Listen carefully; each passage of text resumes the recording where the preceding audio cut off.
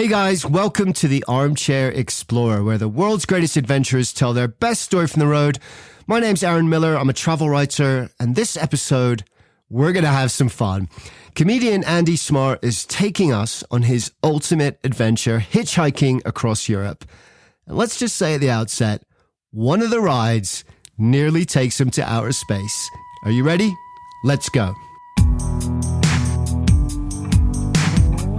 Lured by the freedom of the road, but without a car, between 1977 and 1982, just a young whippersnapper back then, Andy hitched some 72,000 miles across Europe. That's the equivalent of traveling coast to coast across America 24 times. This is the story of his favorite journey during that period, an epic journey across the UK, France, and down into Spain that changed his life and inspired him to become the very successful comic and TV personality and world street performer of the year that he went on to be.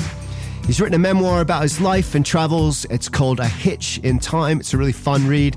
And if you enjoy this episode, you can get it anywhere you get your books. Just search it up.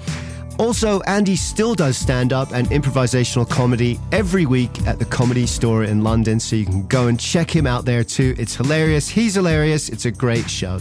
And his Twitter, finally, is @AndyCSP. So we're just about to get started, but first, a quick shout-out to my very first patrons of the show, Nathan Gehring, Liz from Texas, and Marge from New Zealand. You guys are absolute legends. Thank you so much for the support. You are making this whole show possible. The sponsorship pays for my costs, but not my time. So if you are enjoying the show, then please consider buying me a pint. For the cost of a single pint, you will get ad-free shows, membership to our Explorers community, and exclusive travel vouchers delivered direct to your inbox. Think about that. If you just use one of these vouchers a year, you'll actually profit from being a patron, as well as getting a lovely warm glow for helping me to get just a little bit tipsy. The sign-up link is in the show notes. You can look at that right now on your phone. The website armchair-explorer.com also has details, or just head over to patreon.com/armchair-explorer podcast. Finally, the social media is @armchair-explorer podcast across Instagram and Facebook. Come and hang out. I want to hear about your travels. We're gonna get on well. But don't worry about that right now, because we're standing by the side of the road. We have our thumbs out. We have no idea where we're going to end up or who's going to take us there. And that is how great adventures begin. I read On the Road when I was probably 18 or 19, but it just sort of made me think, well, yeah, if there's a whole world of opportunity opening up, if I just go and stand at the start of a road and put my thumb out. And I loved the fact that, it was sort of that existential dream of his to just travel and see new things and see new people and not really take life too seriously. I sort of grabbed hold of it and ran with it. And it became a way of life in a way, in that you didn't know where you were going to end up or who you were going to meet or what adventures it would lead to. And I always would say yes and end up in the strangest situations. I met people who were on the Earth's Committee for Meeting Aliens. It was this old guy, and he picked us up and he sort of told us he was going to meet with some aliens on Beverley Racecourse, and that he'd been one of the 7 people chosen to meet these people from the Council of the Universe. That would have been the greatest hitchhike of all time. Can you imagine if he went all the way to Beverley Racecourse? There was a spaceship waiting to take him to the Council of the Universe. He sticks out his thumb with a little cardboard sign saying Mars, and the next thing you know, he's hitchhiking to outer space. That didn't happen, sadly. But he did have some crazy rides over the years that even Kerouac would have been proud of, including getting picked up by a man wearing nothing but Speedos, not advisable, and by a straight male lorry driver who had had a boob job to try and further his singing career. And now he was driving trucks to try and pay to have them removed, or at least that was the story. But it was early on in Andy's hitching career that something occurred that elevated him to a kind of mythical status in the annals of hitching legends. And it started with a bet. There was very little entertainment in the late 70s. There was only 3 TV channels. And so we made our own fun, really. And I was in the pub in Liverpool one night with some friends, and we were making each pint last an hour, and we didn't really have much money. And I'd just been, the weekend before, I'd hitched to a party in London and then hitched back on the Sunday and did it all in it was about 4 hours there and 4 hours back. So I was sort of bragging about this, and they said, well, where do you reckon you could get to and back in 2 days? And I said, well, I don't know. And someone said, what about Ben Nevis? And I said, all right then. Oh yeah, I could do that. I could get to Ben Nevis and back in 48 hours hitchhiking. And they said, okay, off you go. And I went, what? Ben Nevis, for those of you that don't know, is the highest mountain in Great Britain. It's located just outside of Fort William in the middle of nowhere, Scottish Highlands, about 350 miles due north from where he was sitting in the pub, sipping his pint, making it last an hour. And though Ben Nevis is only 4,400 feet high, the base is pretty close to sea level, so he'd be climbing up just about every single foot of that, and he'd have to get to the top and back in 2 days. It's the sort of thing your mate might say down the pub as some far-fetched, impossible target, and everyone laughs and moves on because no one in their right mind would ever seriously conceive of hitchhiking to the top of Ben Nevis. No one, that is, apart from Andy. They all put in £2. So if I did it, I got a tenner. And if I didn't do it, then I had to give them £2 each. They took all the money off me that I had on me at the time. And then I just set off. I think I was allowed to keep £1, but I set off and hitched to Ben Nevis, got to Fort William about 3 o'clock in the afternoon, went into the information office. And I said, how long will it take me to get up Ben Nevis? And they said, oh, about 7 hours. But I wouldn't go now because it's starting to get dark. And I was like, oh, well, I've got to.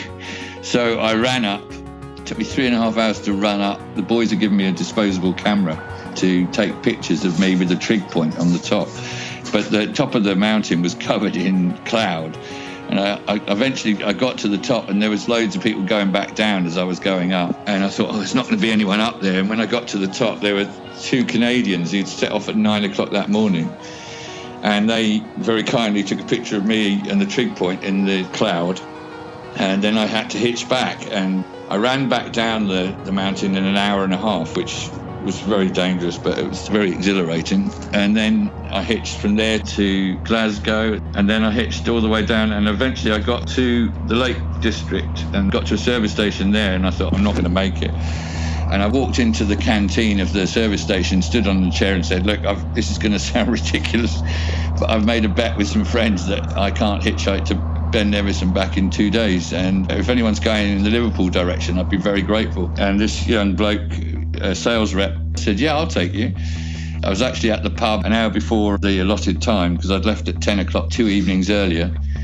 So I waited till 5 to 10 and then just walked into the pub, put the camera down and collected my money. Can you imagine their faces when he charged through the door, 5 minutes to spare, laughing his head off, taking their money and heading to the bar?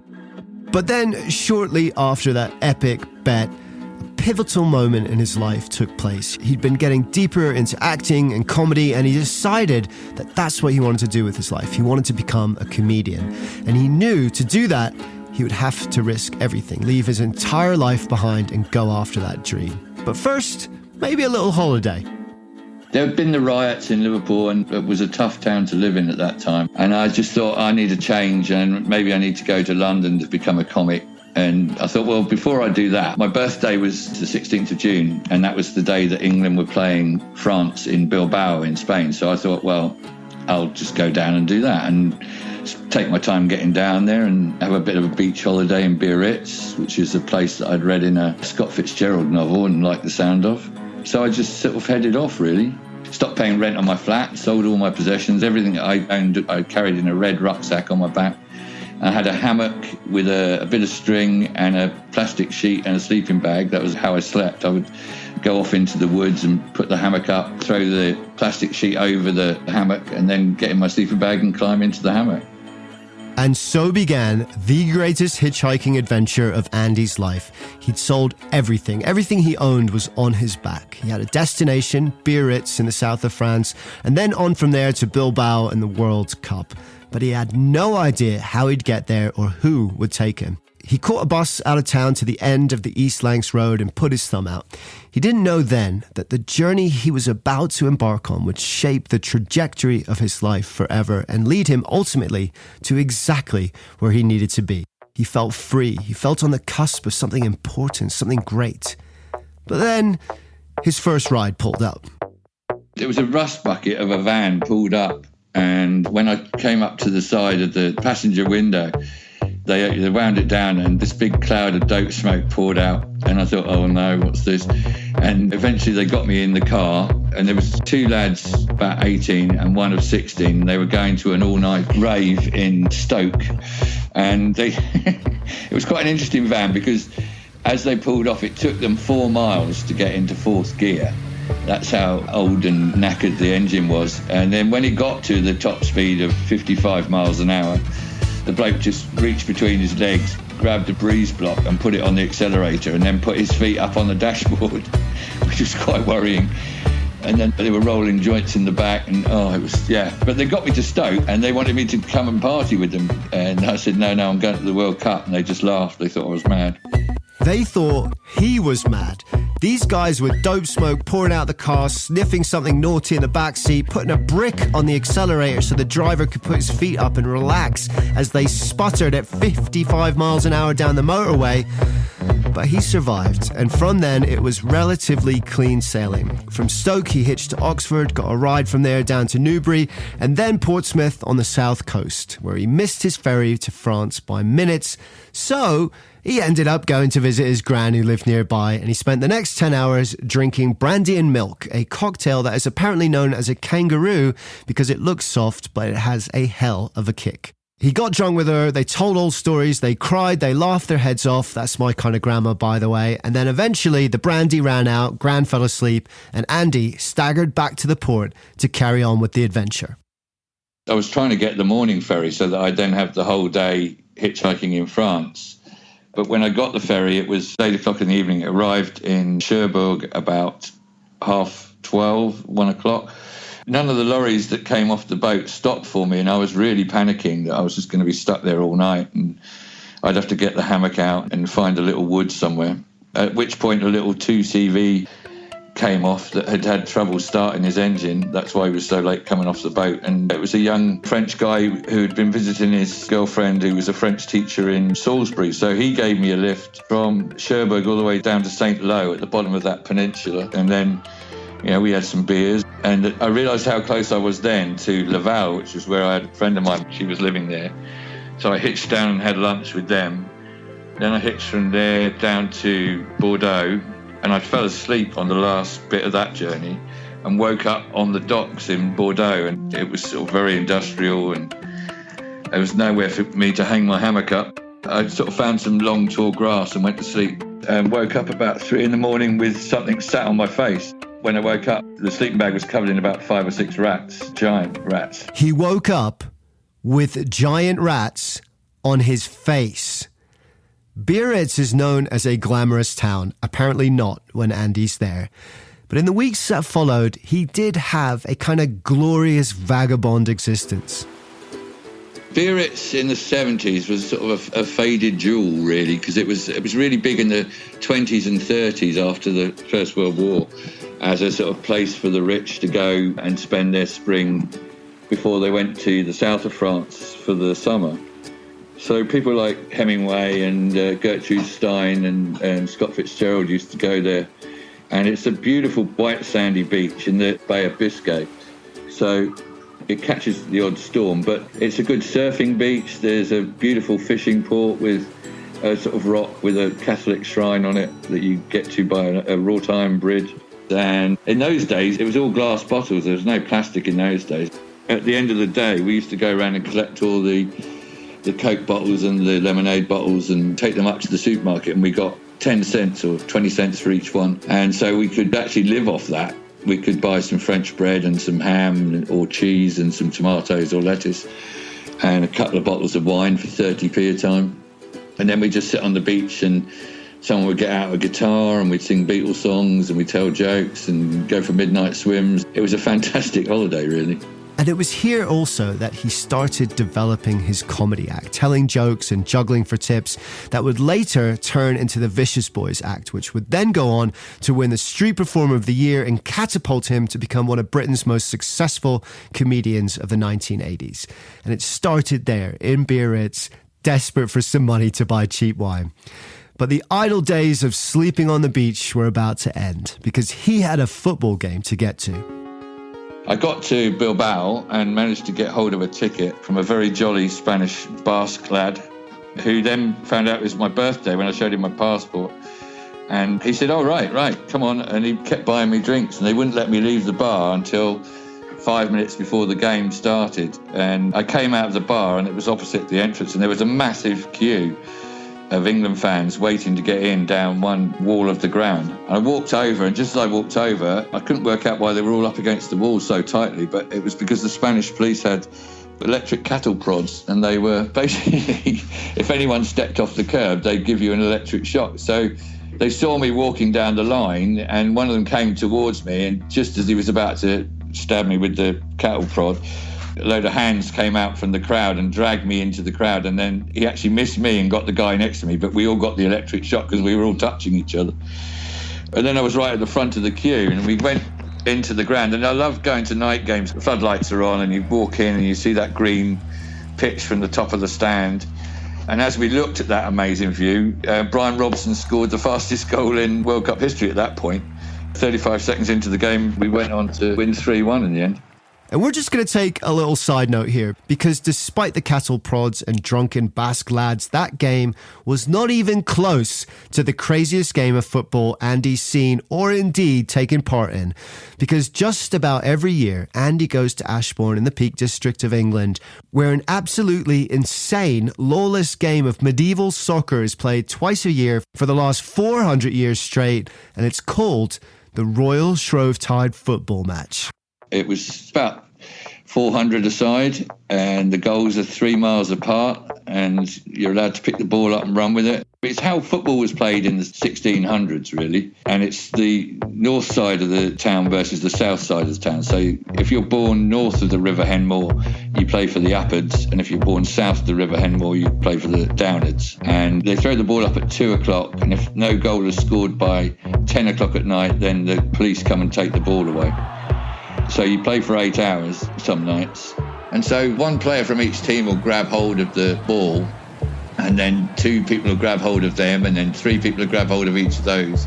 And then they push and pull it in different directions. And the trick is to get the ball up. And then if you get the ball up in the air and someone can bat it to the outside of the hug, which is probably about 200 people, 100 from each side pushing in different directions. If you can get it up and over the heads of those, there's runners waiting on the edge. And they're like whippets in sort of tracksuits and running shoes. And if they get hold of the ball, they're off. In fact, we had one this year where this guy just grabbed it and he was gone and we were chasing him. And I mean, obviously they set up defenders further out from where the hug is. And so we ran to where we thought the goal was going to be scored, and it never reached us. We were there for 2 hours going, it's got to be soon, it's got to be soon. And we just went to the local pub and heard on the radio that the ball was right down the other end of the village by then. You play for an hour, you have a pint. You play for an hour, you have a pint. And you do that for 10 hours. There are only 3 rules. The hug, which is basically a kind of giant rugby scrum and has absolutely nothing to do with hugging, must not enter the churchyard or people's back gardens. Rule 2, the ball cannot be taken on any form of transport. And Rule 3, no murder. And though he succeeded in not getting murdered, he did get crushed against a car and passed out, and he accidentally trampled someone's rhododendrons and was penalised quite severely. At the time, Ashbourne had more pubs per capita than anywhere else in the country, and with the Shrovetide football happening twice a year, it's easy to see why. But now back to the story, because at this point there's a bit of a twist. He's watched the match, that's what he came for, but he wasn't ready for the adventure to end just yet. And there was something he'd always wanted to do, and he realised it was only a couple hours away, and the timing was perfect. The opening ceremony was about to begin. He was going to run with the bulls in Pamplona. The festival in Pamplona is called San Fermino, and it's the 7th of July to the 14th every year. And the whole town dresses up in white, and then they have a red bandana around their waist and a red neckerchief around their necks, and sometimes a red beret as well. And so everyone looks the same. It's incredible. And they basically drink all day and all night, and then at 8 o'clock in the morning, they run with the bulls through the streets. And I read about it in The Sun Also Rises, the Hemingway book, and I thought, well, I'll give it a go. Can't be too hard. And I later found out that Hemingway never actually did it. He was too chicken to do it, but there you go. I got in the run that first morning, and what happened was I got drunk, didn't I? And I fell asleep on a landing and woke up to find that my passport and my money and my camera and everything had been stolen. And I realised then that I'd have to stay another day, so I borrowed some oranges and bussed in the street and made quite a bit of money. But then the following morning I actually did my first run. I've done 61 runs now, and that was probably the least frightening because I didn't really know what was going to happen. Knowing what I know now, I probably wouldn't have done some of the things I did. You get in the run at 7 o'clock, then you have to stand in front of the town hall and wait till 8 o'clock. So it's quite a stressful situation because you're about to face death and you're standing with 1,000 other people who are about to face death, and most of them are sobering up very quickly and wishing they hadn't had that last brandy. And then a rocket goes off to let you know the bulls have been released, and then you wait to hear the second rocket because that means that the last bull's left the corral, and you want them to be close together. You don't want the bulls spread out, you want them all in a pack. And then you start running, and most of the time you're running with your hand on the guy in front's back. The bulls passed me in Telefonica, which is a slightly wider bit of the run, just before the bull ring. And then you go down a steep slope into a dark tunnel under the stadium and into the ring, and then the bulls are taken out the other side, and then I thought, well, that's it. And then they let these young bulls into the ring, it's the Encero. They let these 1.5-year-old fighting bulls into the ring. They've got leather padding on the horns so they can't gore you. I've seen a few people get knocked out with hooves, have been kicked in the head. In fact, I got hit one year by one of the young bulls. They let two in at once, and I was watching my friend Angelo being chased by one bull, laughing my head off, and someone shouted, "Andy!" And as I turned round, this bull hit me. Luckily, the horn went either side of me, but I was sort of laying along its back with a leg over each of its eyes, so it couldn't really see where it was going. And it was really weird because I heard 25,000 people all go at the same time, which is one of the most frightening noises in the world. And the bull, as it got to the safety fence, I lifted one of my legs over its eye to sort of slide down the side, and it saw the safety fence, and it planted its front feet and tossed me about 12 foot in the air. It threw me higher than most ceilings, I was just hanging in the air, just thinking, what is going on? Why am I doing this? But the adrenaline, you do it for the adrenaline rush. After a bull run, the sky is so much bluer, the wine tastes so much better, and everything seems much rosier, and, you've survived. I've seen 2 deaths in the time that I've been running, one in 95 and one in 2010, and you don't want to see them. It's horrible. The 95 guy was a guy from Oklahoma who the horn went into his stomach and up through his lungs and into his heart. I mean, he was dead instantly. I'm assuming after hearing that, you're not rushing down to Pamplona. And it's worth mentioning that although human deaths are rare, bull deaths are not. And that's something you should consider before taking part too. It's an ancient tradition. It's an important part of their culture. And I do believe that we shouldn't necessarily judge all cultures on our own values. But it is also pretty brutal too. And though it is on many adrenaline junkies' bucket lists, it's also rightly on many animal rights activist lists too. But if you are considering it, if it is on your bucket list, then here's Andy's tips for surviving the bull run. Stay on the inside of the curves because the bulls go wide. If you want to get out of the run, don't go over the safety fence. Hit the ground and roll underneath, because if you try and go over, the Spanish police will just wrap you on the knuckles with their batons and push you back in because you're a danger to the other runners. And also, if you go down, stay down, cover your head and don't move until the bulls have passed. You can hear the hoofbeats through the cobblestones as they get closer, and then there's this silence as they jump you. If you're perfectly still, they will jump you. You can hear the hoofbeats through the cobblestones as the bulls get closer. You have to lie still so they jump over you. Oh my God. And he's talking from experience. And if you don't fancy the bulls, but you do fancy some hitchhiking, well, Andy has some tips for that too. I'd say be polite. And I always put where you want to get to eventually on your sign so that people know that they're moving you in the right direction. And just be nice, you know. I used to take a packet of toffees or peanut brittle or something like that, and then I'd offer them some sweets just to sort of say thank you, really. Every one of those people that stopped and picked me up took me further on my road in life, and they all helped me or all gave me something, even if it was just the movement from one place to another. Just stay open to experience and open to people. We've all got to sort of be more understanding of each other and try and get on a bit better. That's what I'd say. And perhaps that's the biggest lesson of the more than 72,000 miles hitchhiking that Andy has done in his life. Stay open to experience, open to people. Hitchhiking is different, Andy says, these days, in that back then there were no smartphones and digital radio and podcasts. People wanted company. And aside from a couple of Speedo-clad drivers and big-breasted truckers, they were mostly just normal people helping out a stranger. And that's the thing. The world is a friendlier place than it's made out to be. Keep your wits about you, don't be stupid, and don't accept lifts to the council of the universe, whatever you do. But do be open, because the world is a mirror. It reflects our judgments and fears and small-mindedness back at us. That, perhaps, more than anything else, is Andy's lesson. See the good in the world, and the good of the world will look back at you too. And if you're lucky and you stick your thumb out, it might just take you for a hell of a ride.